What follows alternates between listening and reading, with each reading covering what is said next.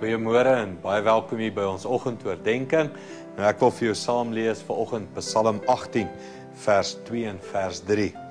Hy sê ek het U baie lief, Here. U is my sterkte. Die Here is my rots, my vesting en my redder, my God en my rots by wie ek skuil. Hy is my skild, my magtige redder, my veilige vesting. Elke keer as 'n ou hierdie woorde lees van God is my rots, my skuilplek, dink ek terug aan toe ons in Israel was. Eendag het ons gery en ons bus het gebreek. Per toeval het die bus gebreek naby 'n grot en ons so 40 of wat van ons kon in hierdie grot gaan skuil. Nou die hitte is ongelooflik in daai woestyn en dit was so warm en as jy net buitekant uit daai grot uit gaan, dan kon jy letterlik amper nie staan weens daai hitte nie.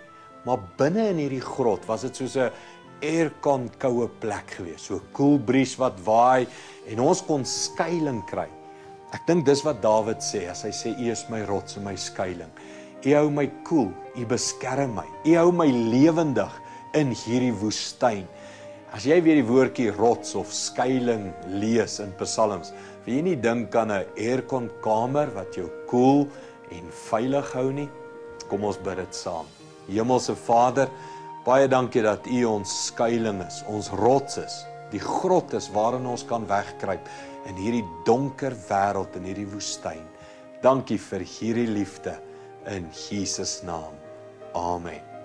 Baie dankie en ons sien mekaar môre by ons oggend die erediens, die woord saam en onthou ons het ook nou 'n heruitsending Sondag aande 17:30. Goed gaan.